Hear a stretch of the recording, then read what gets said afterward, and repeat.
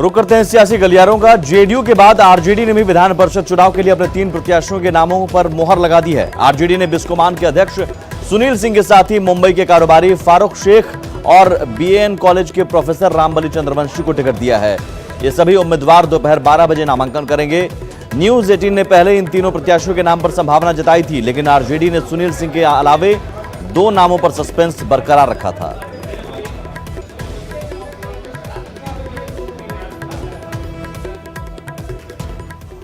और बिहार की सियासत इन दिनों दिल्ली में भी चल रही है। पूर्व सीएम जीतन राम मांझी की आज सोनिया गांधी से वीडियो कॉन्फ्रेंसिंग के जरिए बात होगी। इसके साथ ही गठबंधन के कई और नेताओं से भी बात सोनिया गांधी करेंगी। सोनिया गांधी, तेजस्वी, जीतन राम मांझी, उपेंद्र कुशवाहा, मुकेश सहनी से बात करेंगी। इन सभी नेताओं से वर्चुअल मीटिंग होगी। इससे पहले कल दिल्ली में जीतन राम मांझी और उपेंद्र कुशवाहा की कांग्रेस नेता अहमद पटेल से मुलाकात हुई, जिसमें गठबंधन को लेकर विस्तार से चर्चा हुई।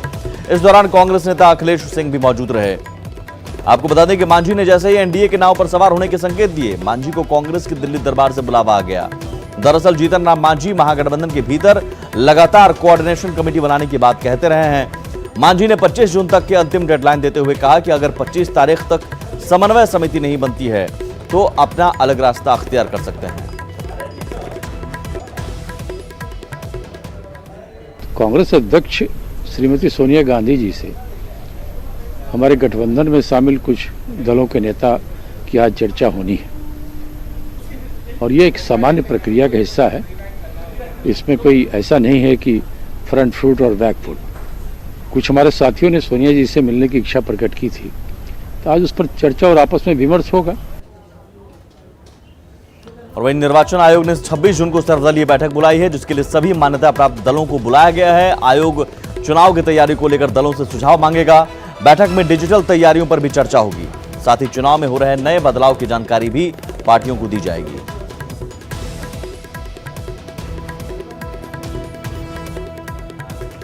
राजनीतिक दलों के प्रतिनिधियों के साथ बैठक करेंगे। जैसे हमारा एक बैठक शुक्रवार को होने जा रहा है राज्य स्तर पर विभिन्न राजनीतिक दलों के लोगों के प्रतिनिधियों के साथ, जो मान्यता प्राप्त राजनीतिक दल हैं। बिहार राज्य में टोटल 12 हैं, नेशनल 8 हैं और 4 स्टेट मान्यता प्राप्त राजनीतिक दल हैं। उनके प्रतिनिधियों के साथ आगामी शुक्रवार को 3:30 बजे मुख्य निर्वाचन पदाधिकारी की अध्यक्षता में यहाँ कार्यालय में बैठक होगी।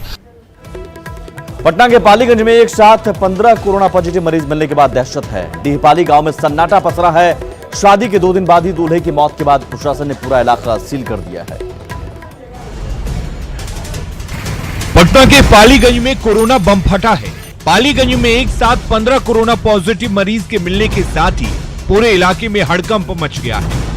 सभी डीहपाली गांव में 15 जून को शादी समारोह में शामिल हुए थे। जिस शादी समारोह में ये सभी शामिल हुए थे, उस दूल्हे की शादी के 2 दिनों के बाद इलाज के दौरान मौत हो गई।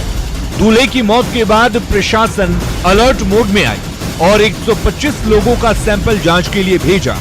जांच रिपोर्ट मिलने के बाद सभी मोहल्लों को सील कर दिया गया थे और यहाँ से बारात भी गई थी और उधर से आने के बाद 1 दिन के बाद जो है डेथ कर गया लड़का।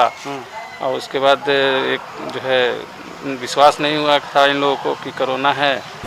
जिस युवक की शादी में लोग शामिल हुए थे, वो युवक हाल ही में दिल्ली से आया था। गनीमत ये रही कि दुल्हन पक्ष का कोई भी कोरोना से संक्रमित नहीं हुआ।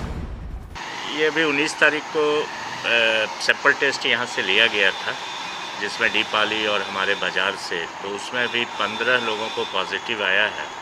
और ऐसी सूचना मिली कि वो सभी लोग अंबिका चौधरी जी के बेटे की जो शादी में थे, उस शादी में सभी लोग शिरकत करने गए थे। उन्हीं से संबंधित मामला है। उनके पेट में दर्द हुआ, लोग हॉस्पिटल ले गए। हम लोग तो यहाँ थे, हमने देखा नहीं। हॉस्पिटल ले गए और हॉस्पिटल में फिर सब भर्ती किए हुए थे प्राइवेट में ले जा करके, और सवेरे पर हुआ तो पता चला कि देहांत हो गया। परिवार वालों का तो निगेटिव लोग का जांच आया है, जांच हुआ है। इनके परिवार में सभी लोग को जांच हो गया है, जो रिपोर्ट निगेटिव आया है। पालीगंज में कोरोना विस्फोट के बाद लोग दहशत में हैं। 15 लोगों के कोरोना पॉजिटिव होने के बाद लोग दूल्हे के परिवार को कोस रहे हैं कोरोना का कहर ऐसा बरपा कि ससुराल पहुंचने से पहले ही नवविवाहिता का सुहाग उजड़ गया। आदित्य आनंद, न्यूज़ 18 पटना। और कोरोना से जुड़ी बड़ी खबर, देश में कोरोना के अब तक कुल 4,56,183 केस सामने आ चुके हैं और देश में 24 घंटे में कोरोना के 15,968 नए केस सामने आए हैं और 24 घंटे में 465 मरीजों की मौत हुई है। देश में कोरोना से अब तक 14,476 लोगों की मौत हो चुकी है। वहीं अब तक 2,58,685 मरीज ठीक हुए हैं और अभी कोरोना के 1,83,022 एक्टिव केस हैं।